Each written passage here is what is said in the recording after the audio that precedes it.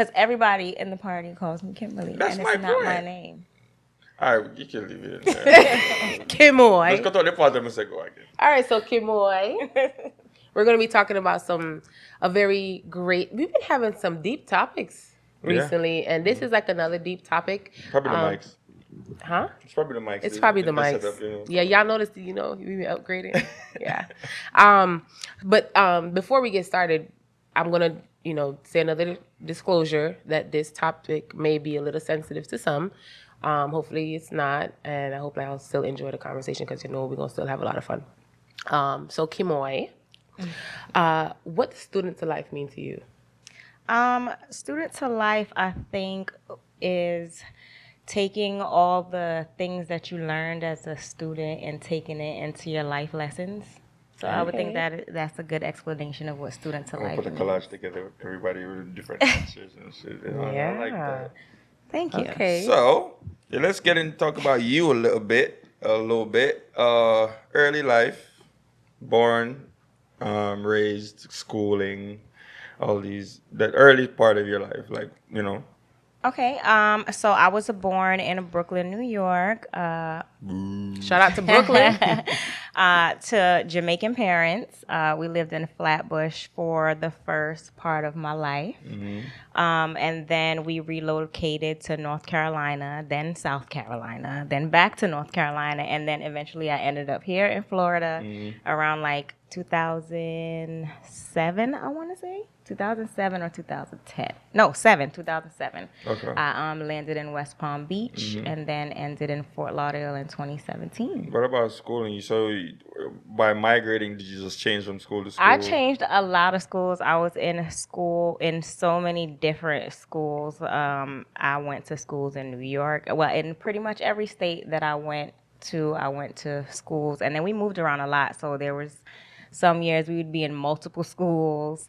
And then I graduated from FAU, Go Owls, with my bachelor's in accounting. So I've been doing accounting for about 10 years now. Okay. 8 years private, 2 years I was an auditor in public accounting.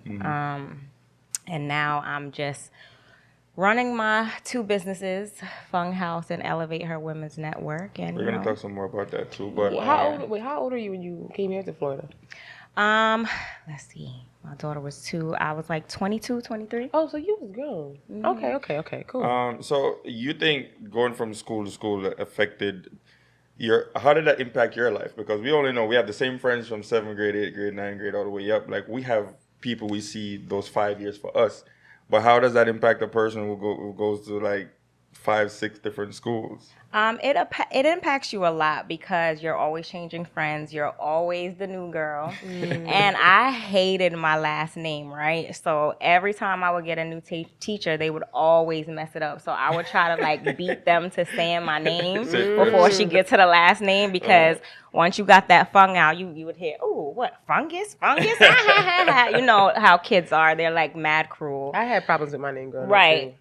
So, but I had a lot of siblings and I had a lot of cousins. And the way my family was, the 2 sisters that had the most kids always moved to the same spot. So my aunt had 7 kids and my mom had 8. Okay. So if I wasn't in school with my cousins, I was in school with my sisters. So even though I was always the new girl and always had to find new friends, I always had my family. So community, we were pretty much grown on. You're not need no friends. Like you got all these cousins and sisters. Like those are your friends. But that's also true. That's true. Did you have to fight a lot? Knowing that you have to go to a new school and now them think them know what they might play with, but they really don't know what they're playing with, and then you gotta be, in there tussling. I did fight a lot. We all fought a lot, I think, as far as... Maybe because you're small, too. I'm small. I don't really hang with all the girls. I'm more friends with the guys in high school. So, if I'm best friends with your boyfriend, you like, why is this girl always around? Who is she? And it's honestly nothing like that, but I always took a lot of flack for it. I still think I take a lot of flack for it now, even today in the party scene. Like, that's a given. I'm always looked at as I'm trying to take somebody's man when I just really love people. Like, I'm a people person. Yeah. So I get along with everybody and I enjoy, you know what I'm saying? Especially being Get this guy's over it. co-host. Let me I stop. don't want your money. You're my friend. You're my co-host, You know my what I'm friend, saying? man. So Yeah. yeah, I get flack for that a lot. I've gotten it, but I'm used to it. So Yeah. whatever. But fighting in high school, I never fought in high school, by the way, ever, because I was so quiet. Everybody thought I was evil because I didn't really talk to people. But people see me now that I went to high school with, and it's like they can't believe that I'm a DJ in front of people. Because I was this shy kid, don't talk to nobody unless you talk to me. And even if you talk to me, I might just say yes or no and just walk away because I don't have a lot of friends. Like I had the most friends when I started playing ball. I had no choice but to be their friends because I was around them All the time. weekends every single day. But going to another school now, like I said, there's gonna be somebody that, or they're the big person in the school, so they're gonna find a way to get them striped when you just come. So you mess around and find out. I got in Yeah. one fight in high school. One big fight. 2 against 5. Wow. You look like our Among Us still. So,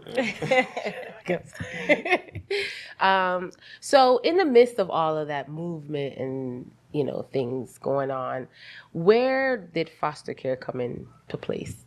So foster care came in twice. So when I was about 1 and my mother started, so I'm the second oldest. We have a older sister, and then came me. So shortly after I was born, my mother became addicted to drugs. So as she had babies, they started taking us. So we became projects of the state at that time. But in that moment, we had so much family.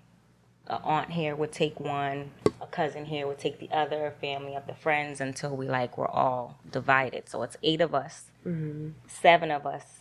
The first one, she has a different father, so her father took her. The rest of us got divided amongst family members. My sister Tisha and I were together. My brother Anthony was with my aunt. My sister Karen and Amari, they went with another person, and then my other sister Brittany was with someone else, and then my baby sister Tanae was with my uncle. so you guys So, were totally split We up. were totally split between Brooklyn, Queens, and Long Island. Wow. And y'all that wasn't no soft places, No, So it let me wasn't. ask, so was your mom on drugs after all the children or during that period of time? During the period of time. So She lost her mother around when she had my sister that right after me. So after that just kind of sent her on a spiral. Okay. So you think that is what impacted the rest of her life from that point on? I think that she was already introduced to the drugs, and then that situation happened pushed her and just further. kind of pushed it further, and it just kind of spiraled out of control. So she was just getting high and having babies. Was she around? She came around from time to time. I would see her every holiday because my aunt made sure that we all kept together. Every holiday we would see each other. Every weekend we would go, visit my aunt in Far Rock, and everyone would meet up there. So I saw my brothers and sisters all the time. So is this before you went to foster care?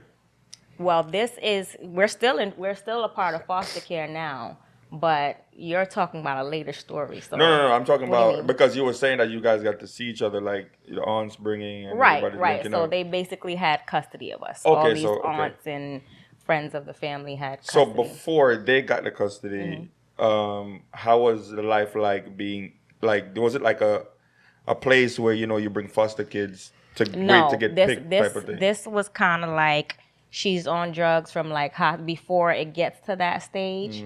Who wants them? Okay. Okay.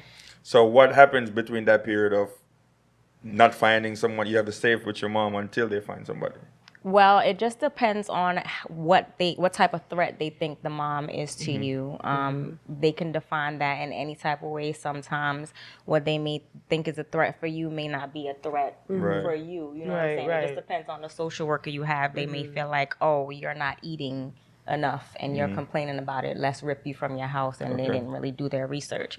But this was more of she was definitely on drugs. And we got to get these kids away from her. Okay, so with foster care, there's levels where I'm gonna take the children from you, but there's levels where you can stay there for the time being until we find somebody to take you. Well, they won't let you stay with the person that they're taking you from, but a close family member, a grandmother, a aunt, they can step in and take you before they put you in the system. Right. So that's where I'm getting to. So what if there's nobody to claim you? If there's nobody to claim you, then you end up in a foster home, a group home. The group home is what I'm asking about. Right. Because if say for instance you have aunts and uncles, and then something happens with your parents where let's say they're on drugs, for instance, there's no aunts and uncles to come get you within that span of time that they're caught with the drugs, then they put you in a group home. Right. So have you guys experienced that part of it? So that's the second half of the story. Okay, so the first half is going with the family first. Right. Okay, cool. Right. So the first half was going with the family first. My mother eventually, got herself clean, got back all her kids, and we moved. She moved us all to North Carolina. Eventually down the road, she gets married and moves everybody to South Carolina. Her kids, the first time the two sisters actually separate from each other. And while there, her husband used to abuse her. And I was the oldest in the house at the time. My older sister hasn't lived with us at all. And the youngest baby, she wasn't there as well. And then the brother that's after me was not there. So it was 5 of us actually in the home. And we couldn't get along with him. He was abusing her. And then one day he tried to fight me. And that led into a battle of like the 5 of us on him. My mother was in New York. He left her in New York and drove back to South Carolina. She had left 14-year-old me with everyone in the house. And one of my friends, her mom wanted to take us and ended up calling social services on her. And so Oh, okay. So who calls social? Oh, my friend's mom called social services on your mother, right? Because she wanted to be our mother. Like she wanted to take us from her, Right. and decided that would be a way to try to get us. Worst thing she could have ever done. She stirred up the pot. She stirred up the pot. So social services calls. Remember, we're in South Carolina now. This man has taken my mother, moved her away from family. There's nobody here. So now social services come. They come with this like big white van. We are all bawling, hugging on each other. Like, what the hell is going on? We're not used to this. Like, so they come, they take us, and it's like we are in this building. We know nobody. It's these random kids running around, people we don't know. They're starting to separate us now because the older kids go over here, the younger kids go over here. We're like, and male and female. You can't open the door. You can't use the phone. You can't do anything. And we're not used to that. So like we are clinging to each other. Like what is going on? So that is a situation like, okay, there was no aunts, uncles around in enough time for them to even be like, all right, come get them. Right. So then we got stuck in the system, and I stayed in that system until I aged out. And that was when you were 14. That was when I was 14, and I turned 18 before I got out the system. Wow, so 4 years. So you were like forced to be an adult before you were, because how long was that period where she left you alone with your siblings? I mean, she always kind of did that. She was a single mom. She had a lot of kids. She worked a lot of jobs. So when she was good, she was good. And when she was bad, she was bad. Did you have a relationship with your dad? I do, but it's also a rocky story because my mom kind of waited till I was around 14 to be like, well, I don't think your dad is your dad. You look like my best friend type thing. Wow. So it ended up I guess it's still difficult because I fight with that relationship because he found out so late in life, and he has a family now. He's married, they have kids, and it's like I'm a problem. Even though I came before her, I came after. So it's not something that she knew about. Did you guys do like testing to make sure that he is? No, he wasn't interested in that. Both of them are pretty much like let it stay what it is. Your dad. So Oh, so you kind of have so I two kind of dads. have three Okay. because I have my aunt's husband that had me when I was Okay. a baby when we were like separated into families. He is actually who I call my dad Yeah. because he was the one that like took me to school, combed my hair, Yeah. you know, make sure everything is good, and still to this day like still treats me as if I'm his daughter. So so even though your actual dad wasn't there, you still had that father figure Right. that was an example of what a man Right. should, Of should what a be. man should be. Yep. Okay. Yeah. So, So this is it hits a little bit because I have a good friend that she's currently, I don't know how to say, she's currently on drugs. Okay. And she would start off as a client and became a really good friend. And my daughter goes to the same nanny that her sons were going to. And she's now really horrible. Like it came out of nowhere, and to see her two boys, like, and thank God for the nanny because she's pretty much who takes care of them now. Wow. But it was like she went from 0 to 100, like she was fine, and then the next minute I heard she was hiding needles and crack pipes in the house, and eventually just abandoned her kids. So, and just for me as a friend looking at that, it hurts so bad, you know? So my question to you is like, you know, knowing that happened to your mom and that, you know, she damn near checked out on you guys, what was that feeling like internally and mentally, and even being pretty much the oldest to have to take care of your younger siblings? Like, how did you help motivate yourself and your younger siblings through that process? I would say that the feeling, let me answer the first part. It wasn't a good feeling because I was, as you said, I was older, so it pushed a lot of responsibility on me. It forced me to grow up very fast. And at a young age, I don't know if everybody know what New York is like and what it's like to be in the buildings. And in the morning before I would go to school, like my mother and my father used to be asleep on the top of the roof, like you know what I'm saying. So he was going also to say in like into he the was drugs. there at he was Yeah. there at first before Okay. he got deported. So you know what I'm saying, going up seeing that. I've seen him slap her so hard that he knocked the front teeth out, you know, the two front teeth out her Wow. mouth. So, Yeah. you know, that type of stuff, growing around that kind of stuff, it affects you because it could be either two ways. You could take it as I'm never going to deal with anything like that, or you condition it in your mind where you're like, okay, well, this person went through it, this person did that, my aunt stayed with this person, my mom did this, so okay, maybe he'll change, maybe he'll do something different, but it doesn't really ever change, right? So I think I just looked at life and just was like, I'm gonna be different. I always push my brothers and sisters to be the best that they can be.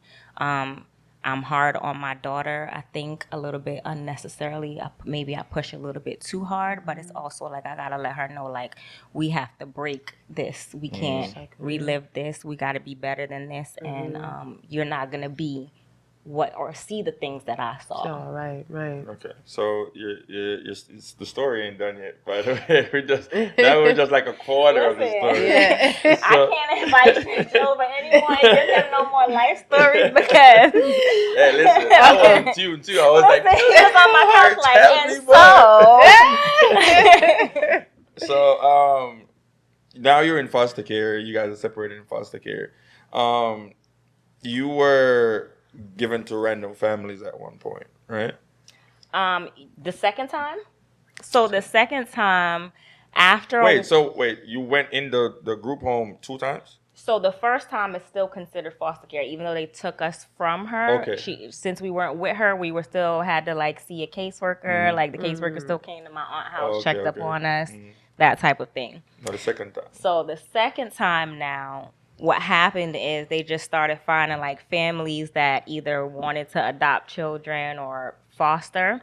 They would come and it's funny because it's almost like you in a little pecking house where you like go see the dogs and like And pick these one. are the kids and you meet them. So like everybody, once we came into the group home, because at first they put us all together. So everybody would just, anybody that worked there would be like, y'all do not belong here. Like, y'all are different. Like, I've seen kids, like, you could tell this is just a circumstance that has y'all in here. So we always had people that liked us and wanted to take us. But the problem was it was 5 of us. Right.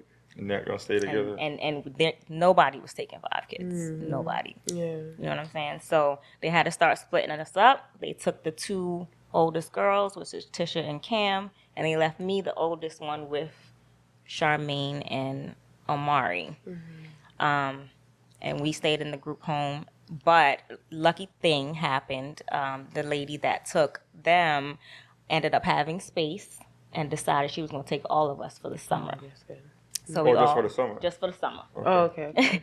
So they could do that. They can. If they have space and they're already licensed and got their paperwork and went through it, and if they have the room, they can take as many kids as they want. Okay. So she took us, and we was with her for a little while. And then when school started, the 2 younger ones went to a different house, and I ended up staying with my sisters in that house. Eventually, families started getting stuff together, and we would eventually go back to North Carolina with the family members.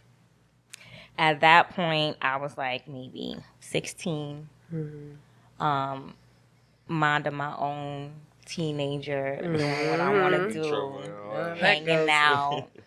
So what was the Don't want to go experience to like? school. Was You don't it wanna all hear that. like nice people that you guys, got, sent to, or you got some experiences like? Because I heard a story recently where they found some black kids. They were living in like an outside house. Yeah, they were living. The foster people have them in an outside house, had to and they treat them didn't like slaves. shower. They didn't shower. They treat them like slaves. Yes. So some white people got some black kids that locked them in like the outside house. They don't no shower, no change of clothes, no. It was white kids or black kids. They had the black kids. It was white White parents, people.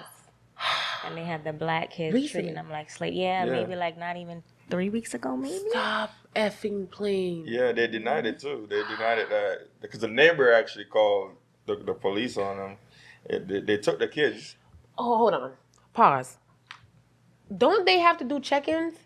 They're supposed Random to. check-ins? They're supposed to, but I guess it depends on where they're at. How is social services staff there? What type of social worker you have? Because at the end of the day, if you don't have a good social worker, you cooked. Wow. So you really won't care what Cooked. happens to you. Right. We got so lucky. We had one of the best social workers, the best. She took us to her house. Like, social work is not supposed to do stuff like that. You're supposed to take us, drop us off to where you're going. Like, she took us to her house. She enjoyed spending time with us. Like, she really made foster care. I know it's not a dream, and I'm not glorifying it, but like, I had some really good people that kind of changed my path a little bit. Because I was wilding out once I got back to North Carolina, and my aunt, she was just like, oh, you don't want to listen to me? Right back to South Carolina you go. Okay. Oh, what? Yeah, the question about bad experiences. So I don't think I had any bad experiences. Like, the people that I lived with were pretty much decent, you know. The second place I went to once my aunt sent me back because I was not behaving happened to be a independent living facility. So no bad experiences, but was I in there with some crazy people? Yeah, I was. So did the whole situation cause you to rebel? Yes and no. I just felt like, I don't know, I probably was just in my own way, in my own head, thinking I knew everything. And this was before you finished high school? This was before I finished high school. I had already like dropped out of high school and was like, forget this. So with the whole like when they put you in foster care and move you around, stuff like that, like are you still going to school in the meantime? By the time I got back in the second time and went to the independent living place, I decided that I was gonna go get my GED, and I was like, at that point I didn't have any choice. Like, even though we had a little bit of freedom, and I had a lot of freedom because the lady once again liked me. So I had my cell phone, I had weekend hours, I worked, and I went to school. So on the weekends, I would just jump on a Greyhound, go to North Carolina, see my sisters, until my aunt was like, hey, Mary. Every time Kim Moy come up here, I don't even see her. They revoked my weekend pass. Oh my god! Because you're not supposed to be going. Because I'm like, I'm going to see my boyfriend. Yeah. Hell, I'm going to chill with her You're daughters, 16, yeah. my cousins, to hang Yeah. out with them. And she is just being a straight hater. Like, oh, I was so mad, y'all. Like, The fact she that you really still hurt remember. my heart. The Like, fact that you I'm still like, remember. my little freedom, like, for real, yo. Right. You can't be serious. Like, I still don't like you for that, by the way. Would you have done that differently though if you knew? Because now that you're a parent and you're like, okay, I kind of see why she was more concerned. Like, would you have done it differently? Like, maybe like be a little bit more discreet when you would go see your boyfriend, or maybe like, you know. No. just because I felt like she was once my age. She did the same things. Like we heard stories about them. Like, give me a little bit of grace. On top of that, I'm going through social services. Like I didn't have a soft life ever. Right. You know what I'm saying? So if this was my little bit of freedom and what was making me happy, I'm already on lock. And you're not under hurting lock and nobody. key. You're not acting You know what I'm saying? up crazy. Yeah, that makes So sense. You say what you out. want. You're a teenager jumping on a train. Sold from me out. You way across the country to go see your sisters and come back. But guess what? You go see your sisters. Your sisters barely see you because you're with your boyfriend. Yeah. So They saw Here's me what it is, too, right? But That's what I'm too. don't, They see me don't be enough. selective about when you want me to be grown. I ain't too grown to watch all these kids when you drove to New York with your man, but I'm too grown to get on a bus and come see mine. Right. Yeah. Come on. So speaking of that, there's such a thing as like aging out of it. Like once you get to a certain age, you can just leave if you want to leave. Which is 18. Correct. So the program that I was in basically prepared me for that. So I stayed there for the next 2 years, worked, went to school, and then basically at 18, they were like, all right, it's done. So my mother came and picked me up, and I moved back in with her. She had an apartment, and she was almost at the end now where she could start getting my brothers and sisters back. Because remember, they're still younger. So she starts getting them back out now, and everybody's kind of like back in this good place. She went to rehab. She had stopped drugs way before that. So she stopped drugs when probably I was. My last sister was probably like, how old? She was like 1.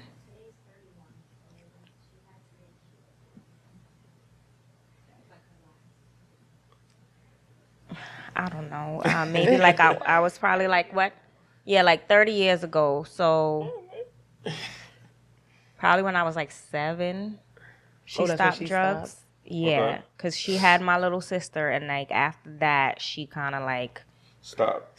So, so she wasn't on drugs when you were. She wasn't on drugs. The reason why we got taken from her the second time was because of her husband, the abuse, and then leaving us and going to New York. Neglect. It was child neglect. It was child neglect. Okay. Now, Gotcha. It's we making kinda sense. Right, it was understand. child neglect that time, and then she once I moved back in with her and she got all the kids back, she tried to bring the man back in the house. What? Oh, chill.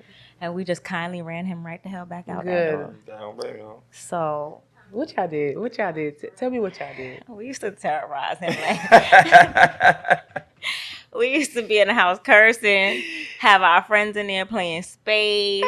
And I think back then there was this song like, "You ain't my daddy, shut up." We used to like blast that. And then Cam and them was little, so like they was in on all the fuckery. They screaming at the top of their lungs, screaming the song and just like giving him pure hell. Wow. But you ended up volunteering to leave.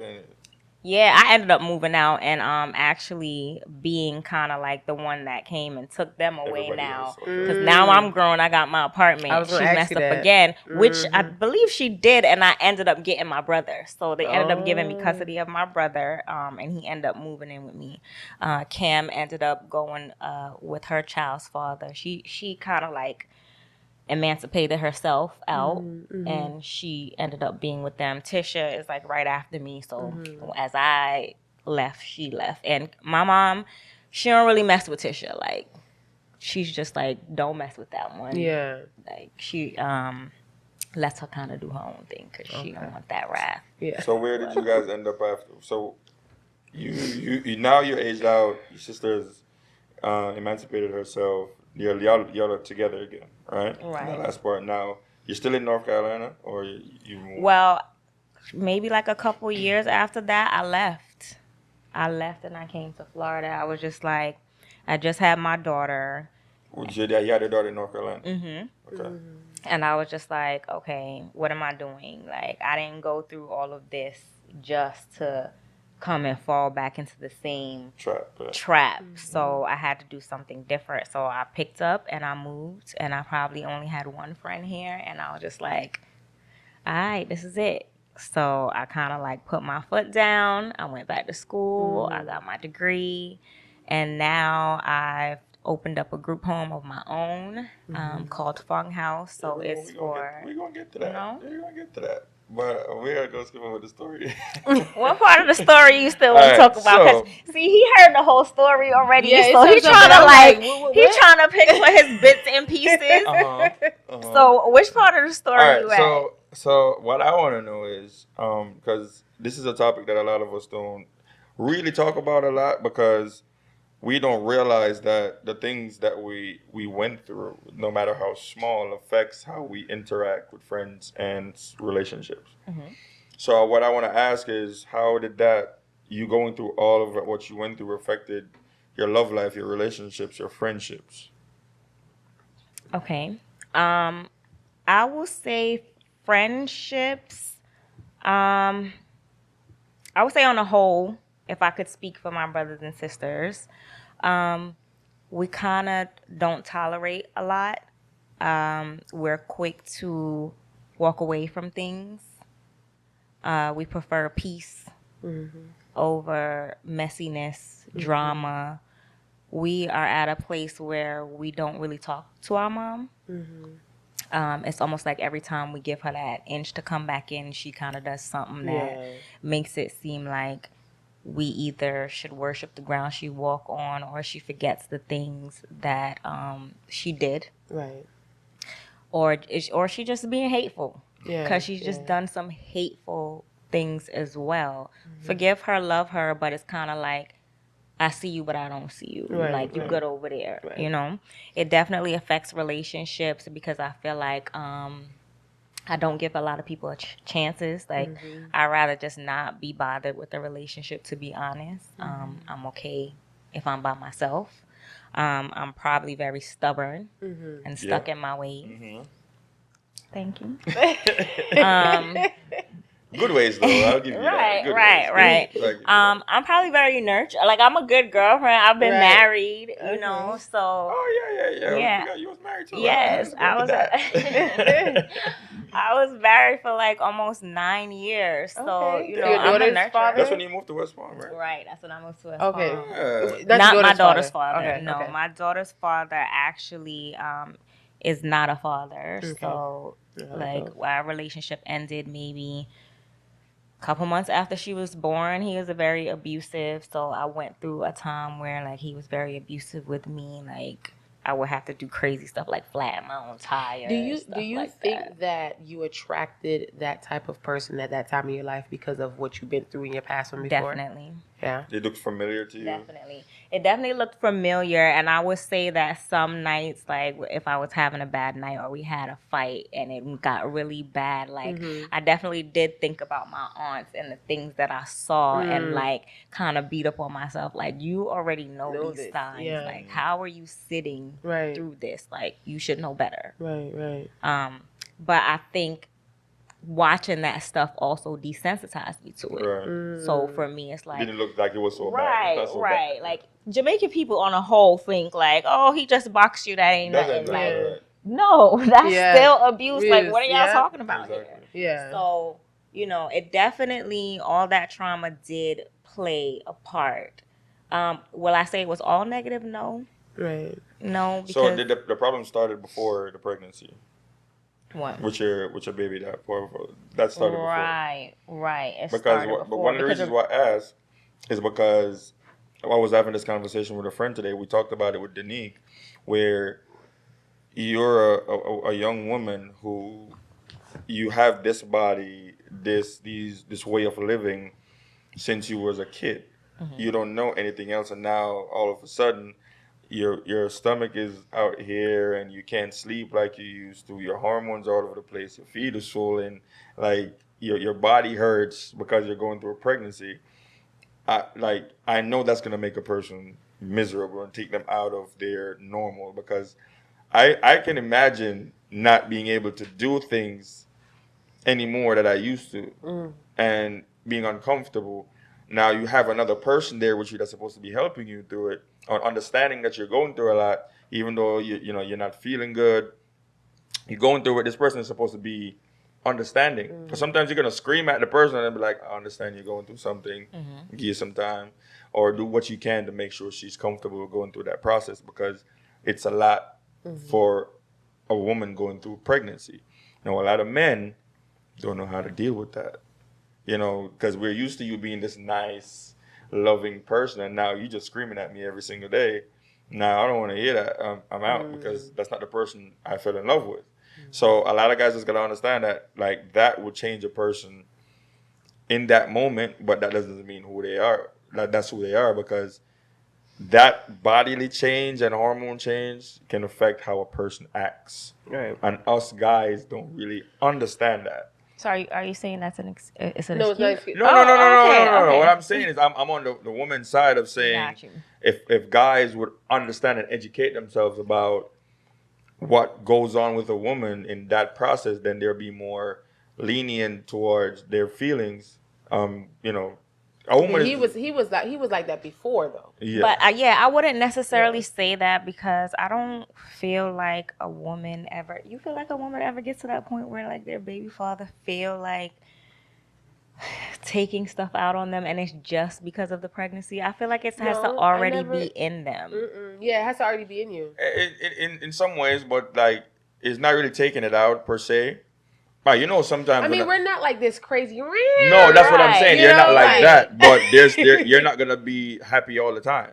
No, You we get what might I'm be a saying? little miserable. Yes, That's what I'm saying. But we just want you to rub us. Right. But a lot of guys don't understand that. This is the point I'm making. There's some women Well, that how have you gonna get bad mad? pregnancy. How you Just gonna rub beat me up me. because I want to Right. be rubbed? And Like, go give me Right. something sweet. There's some like- women that have bad pregnancies that go through Yeah, sure. terrible morning you're sickness and stuff. absolutely right about that. And imagine me being hungry and being miserable, or being tired and being miserable. Can you imagine what a person who has a stomach carrying, with your hormones doing this, and your feet are swollen, and you can't move around, and it's like, what you need to imagine that? Because if I'm Right. hungry and acting like this, Right. imagine. with a whole what other human inside you. Right. So I think even we talked about the C-section thing, where you have to cut through 8 layers of skin Yeah, that's just to get to the baby. Mhm. Like things like those that a woman go through, that's some godly stuff that a woman has to endure just to bring a life into the world. right. You know what I'm saying? So that is why I asked you the question about, did he start to act that way during or before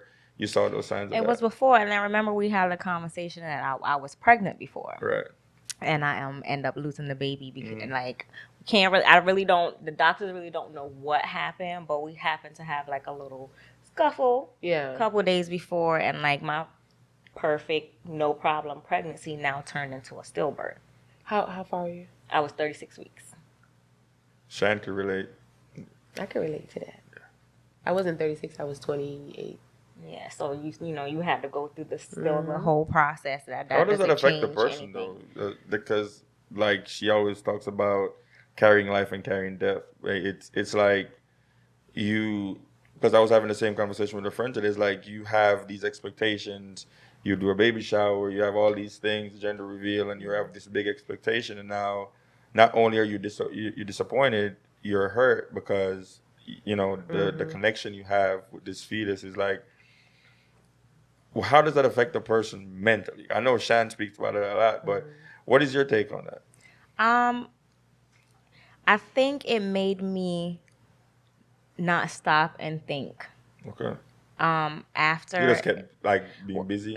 what I mean by that is like I got pregnant with my daughter the next year. Okay. Like I didn't That was stop me. to be like, bro, this is a sign. Run, bitch, run. Like that was literally my sign. Like don't do this. Like sometimes we don't look into things and we're like, oh, let me just try to fix it. I should have never got pregnant for my baby daddy again. Like I should have never did that. I don't regret my child, no. But I feel like that was a sign telling me like, girl, take your ass to college. Go finish doing what you needed to do instead of trying to stay around and stick around. Yeah, I can agree. Like when it doesn't work out, because my situation was different. It was a car accident, so even though we were still together and we had another baby, we didn't stay together after that. And then I would think like, was that my sign? And I love my daughter so much, but I was like, damn, God, what are you trying to tell me? Like, don't do, you know what I mean? But in the moment, you're just like, I just want to have another child. Right, because you're like suffering that loss. Yeah, and if you did get to the part where you have the baby shower, now you got all this stuff looking at you. Ooh.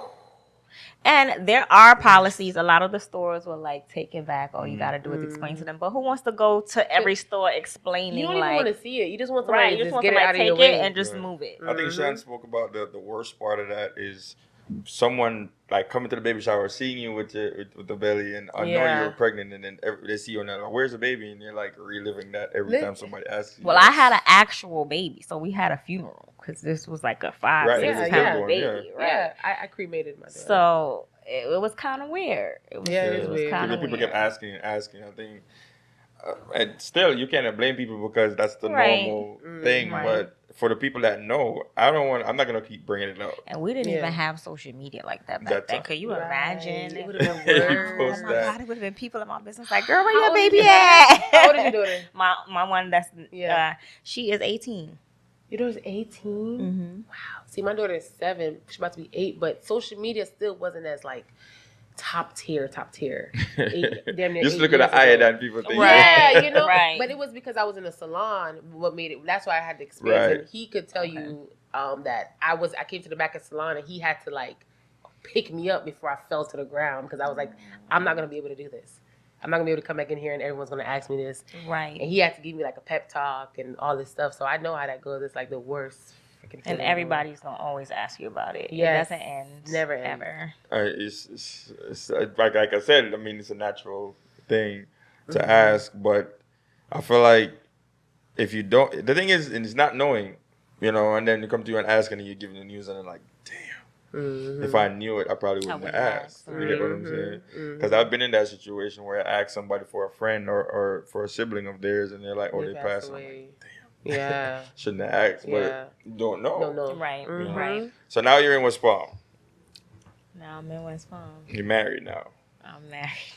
I'm married now. So are these traumas that you left the baby daddy situation? These traumas now, how are they affecting this new person you meet that you're gonna get married to at some point?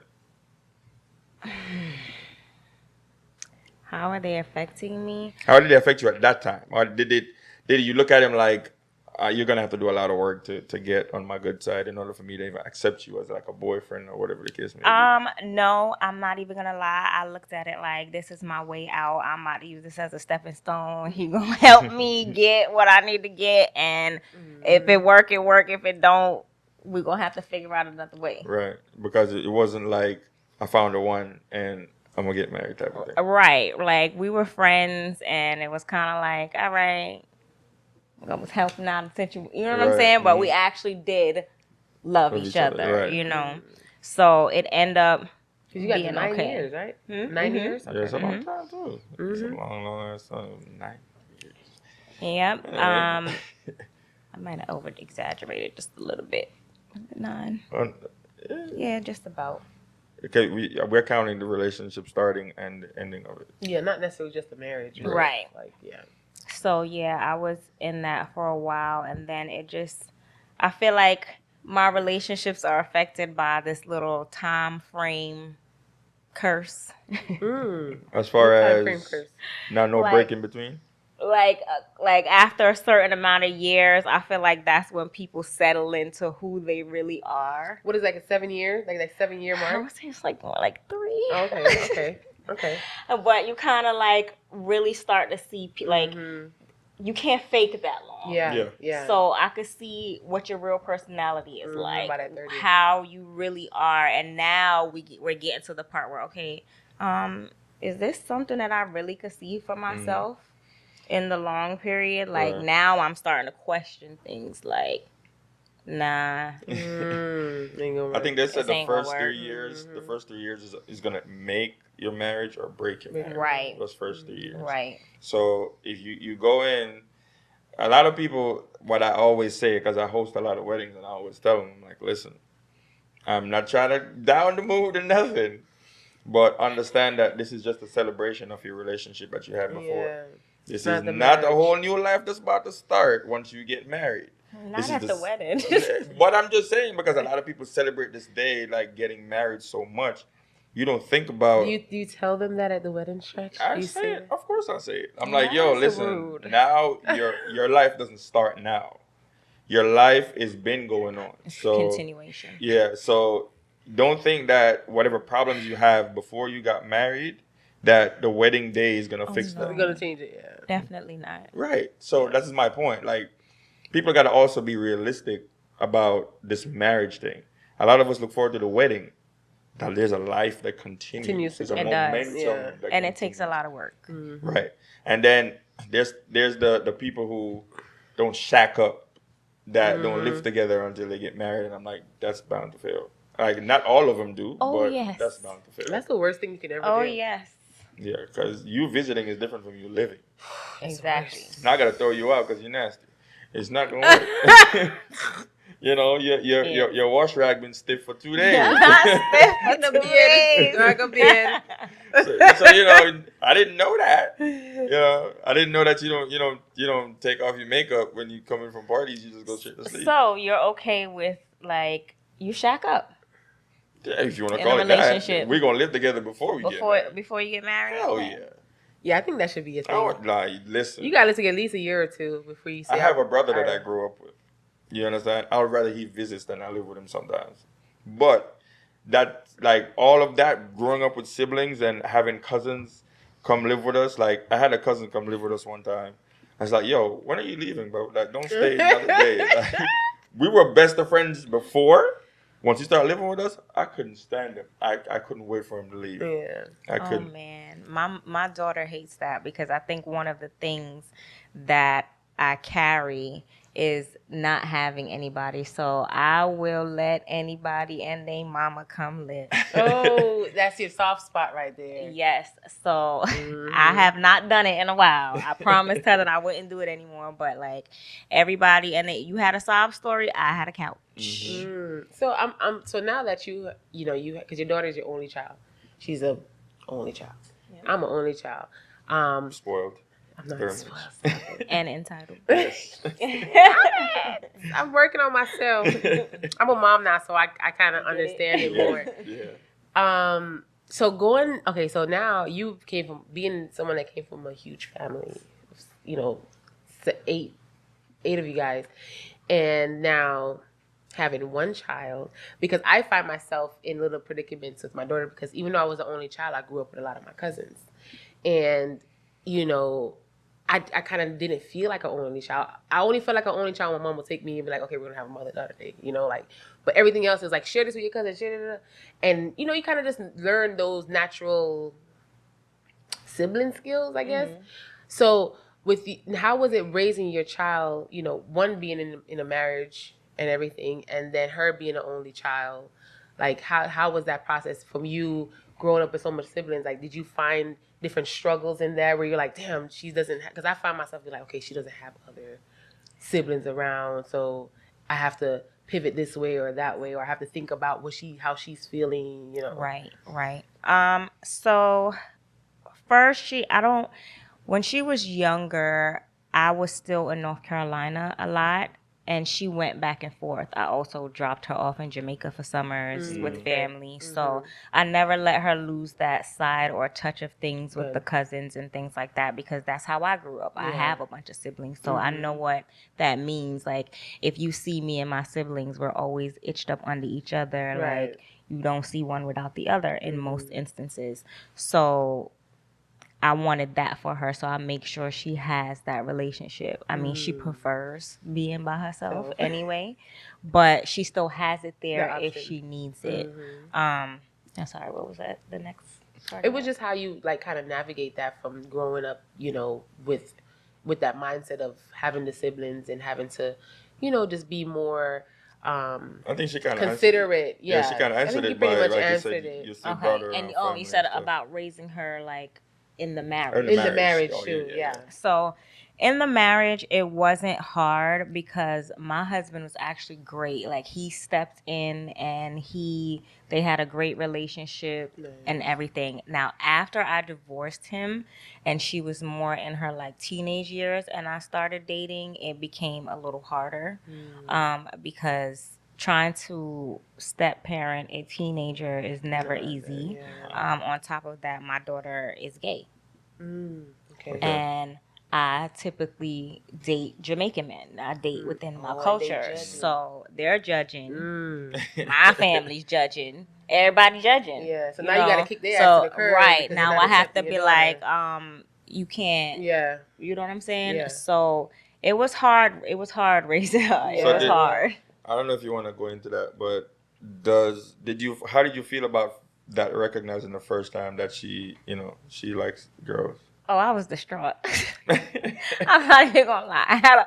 I had such a hard time with it because, I mean, in our culture, we grow up like that is a big no-no. We ain't with that shit. Don't bring it over here. Even to the point where some people disown their children.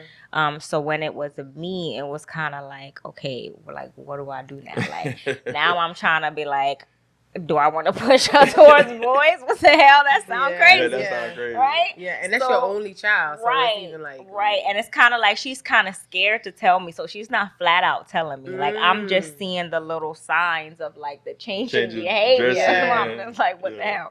I got my mama telling her she going to burn in hell. So I'm just like, you see what I'm talking about? The wicked things? God. So she would tell my child she would burn in hell. And I just, eventually one day, I just got over it. And like, we are the best of friends. Like, she comes home from when she was in high school. She come home, Ma, you know what this girl did to me? Like, everybody that watches my stories, like, just love our little banter back and forth because, like, she has watched me from 1 to 18, and like, I gotta be like her biggest inspiration. Like, my mother did this. Like, I never seen this girl falter. So you know.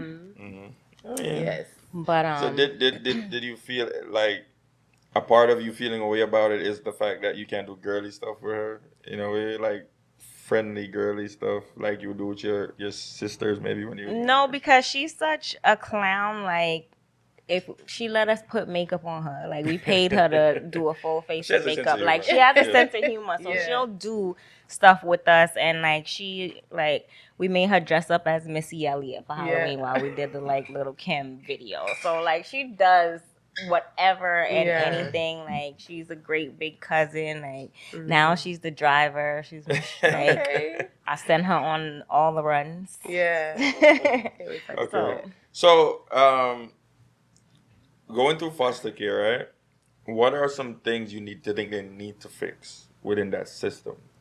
I think there's not enough support once leaving foster care. I had my mother to fall back on. A lot of people that age out do not have that. So their only option once turns 18, right? So if you're in a foster home and you have parents, they could choose to either let you stay, but in most cases, they're not going to let you stay. Like, you're 18, it's done, get out. If that option is not open, then the next thing is a shelter. But this is like a fly-by-night situation. You might have a shelter to sleep at tonight, Yeah, and right. tomorrow you might get there, they might not have that bed. Then you have some programs that might help you find an apartment. There are some housing developments that might charge you, low income rent. The social services, though, they're pretty good at their extended foster care. It's just the knowledge. Okay. So I believe the social workers letting the people know, letting the youth know that are aging out, like what is available to them. When I aged out, my social worker helped me get an apartment. She paid for my first car and she paid for school. Okay. But not everybody knows that or knows how to get that, So She walked you through that process. right. So she didn't pay for that out of her own Right, pocket. right. But remember I was saying we had an awesome social worker. Like she Right. really loved me. So she kind of told me everything that I could get from the system. Because the government gives them a lot of money every year. That's another thing I was going to ask you. A lot of people don't know that when they get a foster child, the government pays them. Mm-hmm. Right, and the social worker gets paid. The person who takes it gets paid like every month. Right. For each child. Correct. So, and you can also get food stamps and stuff like that for that child. I think that can be good and bad, only for the simple fact that some people are taking the kids for the money and treating them terribly. I have a story. I want to hear your story. So I was working. This is when I used to work for this company for ADU some years back, and I had a client. She was my regular client. And one day she's like, "Oh, I'm gonna bring my daughter to come and get her hair done," and I'm like, "Damn, I've been doing this lady hair for at least a year now. I never knew she had a daughter." So she comes in with this 16-year-old with a crop top and just sassy, And I'm just like, well, where the hell did she come from? But I didn't ask her, but I was just curious, I didn't ask her until I did her actual hair after I did the daughter's hair. And come to find out, it was her foster daughter. And I was like, oh, okay. So you adopted a foster kid. I think that's so dope. Me not knowing much about how that even works. I did her hair maybe like 3 times. I did a sewing on her. And she came back to me, and not her, the mom came to me, and I was like, so how's your daughter doing? This is maybe before this conversation. So the conversation before was like, she was acting up. She was leaving out the house in the middle of the night to see her boyfriend, and there's a lot going on, And I said, so then she came in, and I said, well, how's she doing now? She's like, oh, well, she's not with me anymore. And I was like, she just returned to sender. I'm like, yo, and I'm like, they must get a lot of money off of this, because my thing about it, it's funny when we talk about it, but it's like, this is a person's life, you know? You have to understand, too, that sometimes these people are doing this out of the kindness of their heart. And not every foster kid is going to be an angel. Right. You're going to get some of them that have real mental issues, and that's going to give you a run for your money. They're going to be destroying your stuff. Yeah, she couldn't see it. Cursing you out, not wanting to do anything. So there's good and bad in it. You got to kind of weigh the pros and cons, learn how to sift through the good apples. And I'm guessing through the trial session, they act like they're the best kid ever. And then when they get comfortable, they show their true colors. Can the child be requested to leave those parents? Oh, yes. The child can request that they're not happy, they're uncomfortable or whatever? Yes. Okay. Yes. That's good. So that's what I was thinking, for a lot of people, they do it because of the money, and then they treat people terribly. But there's people who genuinely want to adopt a child, right? And then you get them and you get the money too, so that's the double bonus, because now you get what you always wanted, plus you get money to help you to take care of the child. Situations where you really hear about the kids being mistreated, it's always the younger kids, because they don't have the mouth to talk. They're normally traumatized to the point where they probably don't even talk, or they don't say a word or two. So when the social worker is asking them, they don't know what to say. So are there some kids that want to be adopted so bad that they put up with anything? Have you heard those stories? Probably so. Because I know there's kids that they want to just leave the group home just to find a family. They're eager to they're be eager there. But sometimes there are some that never get adopted. They go from group home to group home, living in that group scenario, and they never actually have a home. and then you age out, and then you Right. have to figure it out. Right. That's crazy. Right. So, with going through all of that, you decided to start a business. I did. I decided to start Fung House. So it's a group home for girls aging out of foster care and women in distress. So it could be domestic violence, jail, incarceration, or just anybody just down on their luck, non-violent stuff, because I don't need anybody tearing up the place. But basically it's a program where you'll come in between 12 and 18 months, get yourself together, you'll have somewhere to sleep. It's going to be like roommate situation. You'll be in there with people that's going through the same things as you, trying to do the same things in you, and just rebuild your life. Rebuild it, save up enough money, and by the end of my program, you should be able to have your own apartment. I partner right now with First Horizon Bank to run the financial literacy program. And then I have a teacher, Dawn. She's been teaching for 30 years. She created a 100-day program that just goes over like mindset, money, education. She has like tape tests, SAT, ACT. Like, what do you want to do? You want to come in here? You want to go to school? You want to go to work? What do you want to do? Because we're going to help you get through that. Right. So with Fung House, they do the housing portion, and then Elevate Her Women's Network is the nonprofit that does all the services. And I kind of built it to where I want to have a team of professional women that could be the mentor. So if I have a girl in the house that wants to do hair, I could say, I could let you come meet Shan, and you can go shadow Shan and see if that's something that you really want to do. You know what I'm saying? I like that. Just kind of reach back in our community and just help uplift our people. Yeah. Okay, so what are you providing other than those? Are you providing mental health care, like, Right. as far as therapy Mental and health. stuff? Yep. Mental health. So when they come, there's like a one-stop shop to rehabilitation. Right. Right. You had it. Is it still operational? You had it open before. I had it open, and then I met one of the worst children in my life. No.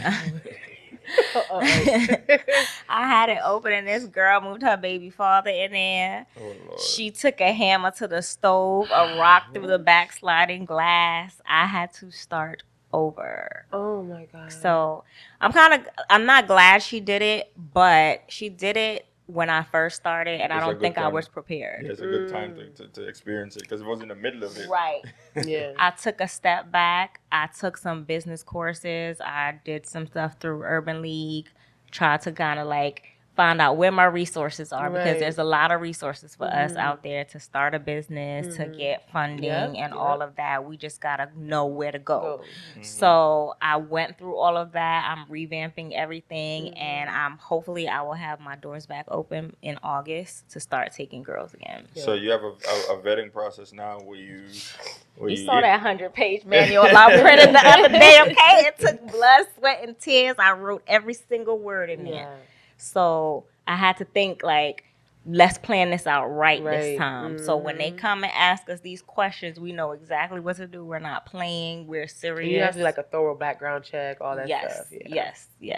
Yes. Okay. And which we're not really looking at your background, because you coming from a bad situation. Right. I just want to know that you're not crazy. You ain't murder anybody. You're not sexually offending anybody. You know what I'm saying? Right. Because I do take people that come from jail. You need to restart your life. But we don't want anything crazy, because we don't want people fighting each other in the house. I don't want to keep having to come up out my bed to solve anything. Yeah. You know, I want y'all to be able to know that this is your house. You coexist and y'all can live together. Okay, so this is probably gonna be a full-time job when it reopens. Oh yes. It's my full-time job now. So I'm not even like, I do accounting stuff on the side. I'm still doing my accounting, dabbling in some grant writing. Might start a little business launching. We'll talk about it. You know.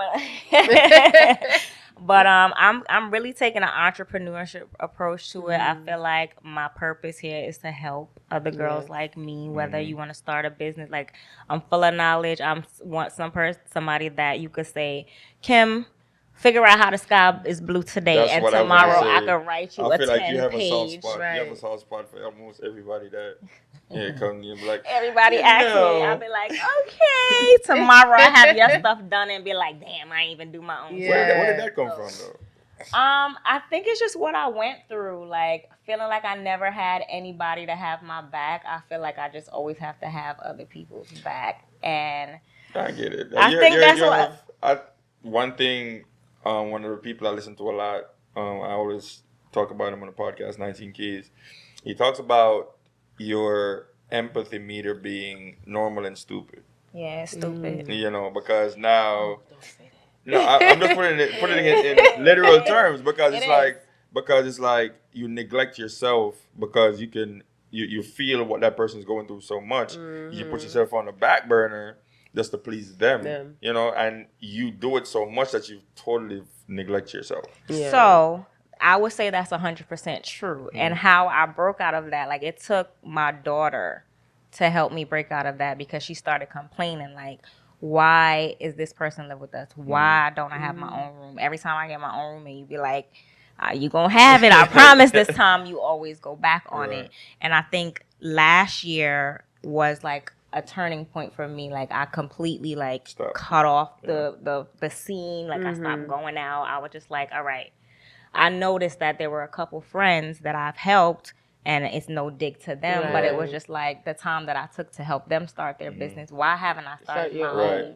Yeah. And then he also talks about it being a thankless job. So being so kind is a thankless job, and we don't understand that a lot of times the effect that it has on our minds and our brains is more detrimental to us than it helps anybody else. Right. And he talks about when he used to tour, he used to go to these places and do speaking engagements for free.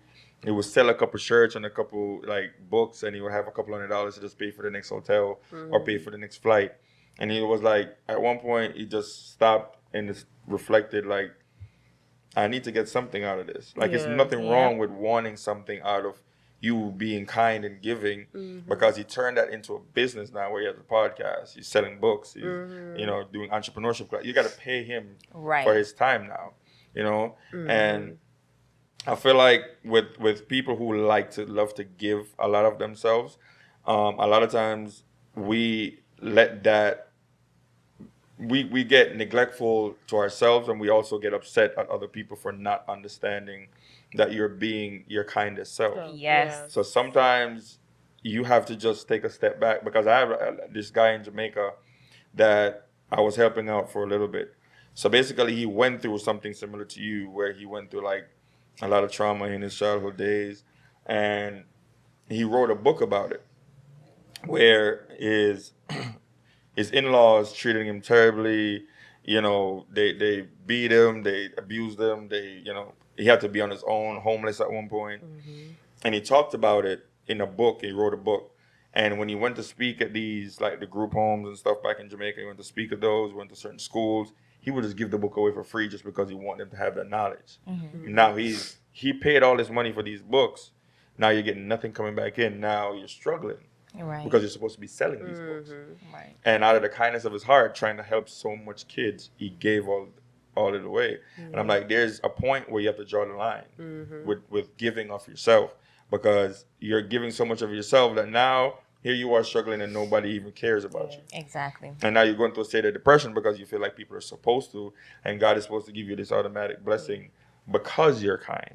I think that we have to understand that it's the give back, not the point where it's like, I look at it as climbing a mountain. Like if I'm climbing a mountain and you're ahead of me and you reach to the top, you're supposed to turn around and be like, hey, I'm throwing this extra rope down to pull you up because you already started the climb. Right. I think it's more so the give back, and we forget that. Like, let me get myself to where I need to get first, and then I can help you. But also, there's not a lot of people that turn and give back either. True. That's true. So it's a double-sided sword. Yeah. I think with experiences, a lot of times with giving back, you're going to have a couple of bad experiences with giving back. And a lot of times that just turns you away completely. And one of the other things that if you realize is happening a lot, happened with Nipsey Hussle. He was in his neighborhood. He built up his neighborhood. He died on the corner of his neighborhood. So seeing stuff like that makes you just want to get out of there and just go live your own life. Yeah. You know what I'm saying? A lot of times, like you said, it's a thankless job. Not understanding that, I see Nipsey driving down the street in the neighborhood in a big car, I'm looking at that as a possibility. And now he's on the corner. I'm able to access him to ask him questions like, how do I get to your level? We don't see it as that. You know, a lot of people in those areas see it as, oh, he's showing off on me. He's trying to rob him. He's trying to do something stupid. Yeah. So, like, being kind and giving so much of yourself sometimes, you have to learn where to draw that line, where to cut that off. Because people are not going to appreciate it as much as they even with family members. Mostly. Because guess what? Family members now, you use the word family as an entitlement word. Yes. Like, you're my family, you're supposed to. Right. Type of thing. You know what I'm saying? And a lot of people, they try to take advantage of that so much, and they try to make you feel guilty.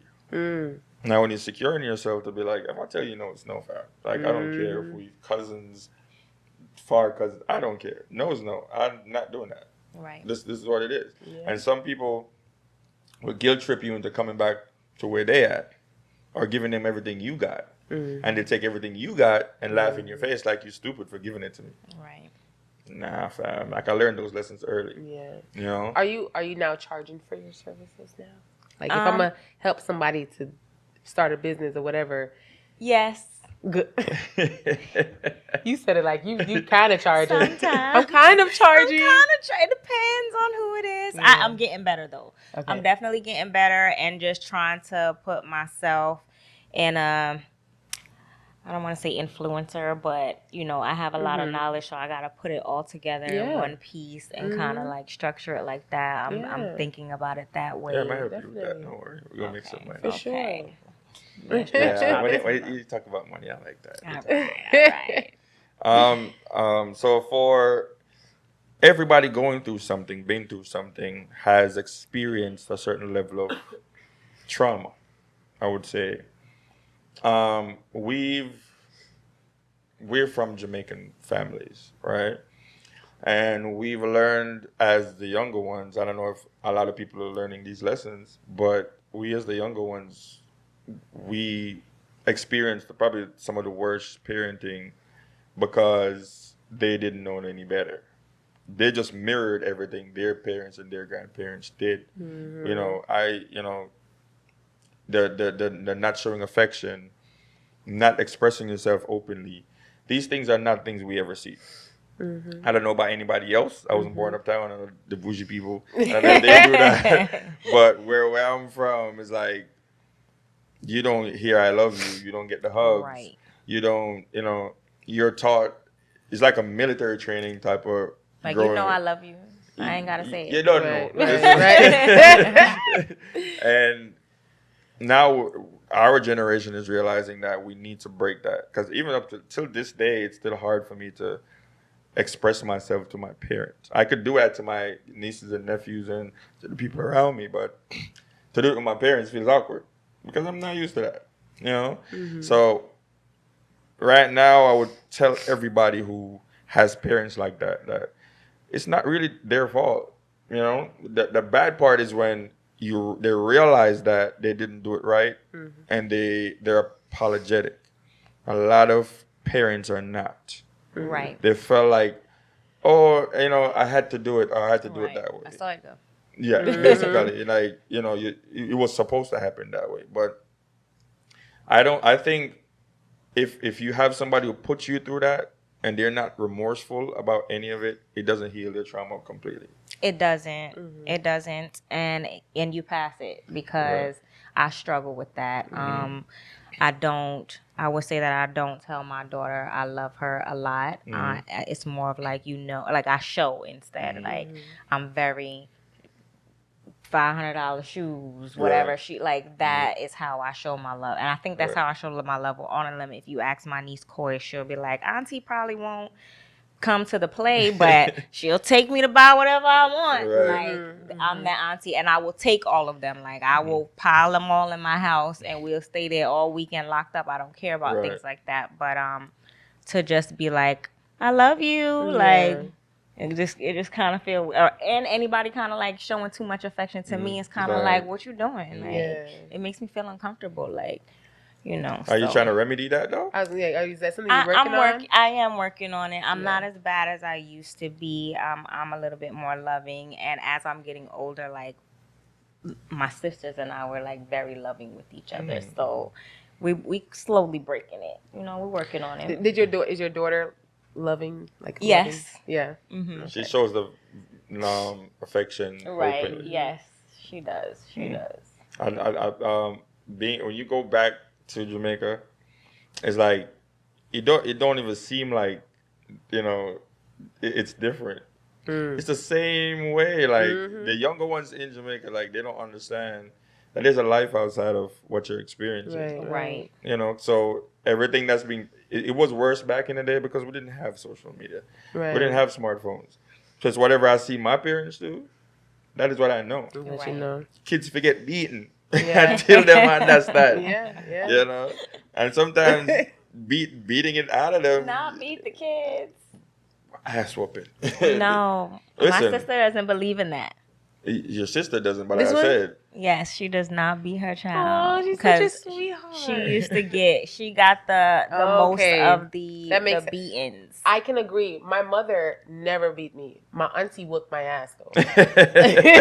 My mom was so abused by her mother, like extremely abused by her mother. She never beat me, and she also wasn't big on the "I love yous" either. But here's the gist: my grandmother, the same lady that abused her, gave me all the love and all that other stuff. So it was like. It was weird because my mom's like, well, now my daughter's growing with this affection and nurture, and now I have to, like, my mom is still like, and I have to be hugging on her and stuff like that. So it's weird how it just all kind of It flip flops because my mother is more loving with her grandkids than she ever was with her kids. Yeah. Mm-hmm. So what I mean is, for us, I just need, not a want, it's a need for us to break Break the cycles. Right. So I feel like, before I do that, I'm gonna just do a final thought. I'm gonna use that as my final thought. So I'm gonna let y'all go first. So usually how we end is whatever thought comes to mind, if you want to leave some advice, drop a gem, something just to help, somebody that's watching. Anything that comes to mind. It doesn't matter what it is. Just some advice. Okay. Now? Yeah. Oh, right here. It's never too late to start over. There's always support somewhere. You just have to look and believe in yourself. Don't be too hard on yourself. Give yourself grace. We all have a story. Hold your head high. There's always tomorrow. Hey, that's like a whole that. lot in there. You know, Thank what you. is that? Tell you about And what you said about there's always help out there. I think if you didn't grow up with a father or a mother, I think there's somebody out there that you can find to give you Definitely. that if you're seeking that. But you have to seek it. You have to look for it. Right. No matter how much you feel like you're perfect, if you didn't grow up with one of your parents, you need to find somebody to feel that. Right. spot. And don't forget Fung House or Elevate Her Women's Network. We're here. We are trying to build a community. Come be a part of our community. And let them know how to find you. How to do that. We are on Instagram at the Fung House, Elevate Her Women's Network on Instagram, and both elevateherwomensnetwork.org or funghouse.org. And I'm Kim Possible. Some of y'all may know me as. Some of y'all know. Huh? Some might know you and some might not. Some might know me and some might not, but come check us out. Donate $50. Can cover one person for a night. We're looking for people to support us, volunteer with us, and we're having a fundraiser on July 28th, the barbecue. Come hang out with us. Hey, Shan, your turn. I don't really have one this week. You don't have a final thought. Make it about the podcast. So I'm not gonna say I don't have one because I always have something in my head. Yeah. But it was just, normally it's like I know for sure. I would say the empathy thing because I struggled with that a little bit, with like just my empathy being like stupid, And so I would remind people that you have to check on yourself first before you can stretch your hand out to others. And it's extremely important because if you don't, in the midst of that, you can lose a lot of who you are and possibly have regrets.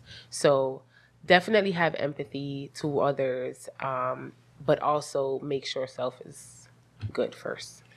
Okay. So mine would be understanding that even though we don't have a lot of time here on this earth, you still have time. Take your time to get what you need to get done. You don't need to rush. Don't rush yourself with healing. Don't rush yourself with your goals. Whatever you're going through, don't rush it. It'll take your time, but make progress. Always, no matter what you're going through at the time, take your time and just try to make progress instead of taking a decline in anything you're going through. Because what happens with a lot of us is, so for instance, just an example, you're working out and it's taking too long to see your results. Now, this is not working. I'm going to go do something else, or I'm just going to give up on it completely. No, it takes time. Give yourself the time to get to that point. And remember that journey, learn what you can from it. From starting point to where you're at right now.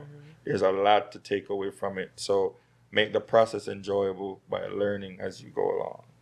I mean, I could go on and on. But in the words of Nipsey Hussle, it's a marathon. It's a marathon. And I'd like to add to that, I found, to add to that, I found what helps for me is I make lists. And if I can't do everything in one day, if I at least get one thing off that list, I'm a little bit better than I was yesterday.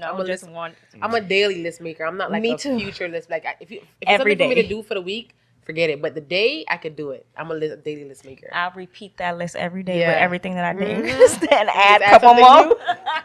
Every time I make a list, I go back a week later like, damn, I forgot about it. Oh no, I got a board in my living room, a board in my bedroom. So Oh, as you soon as I organized. open my eyes, You I already organized. see that I list. got Like, them too. girl, They're both empty.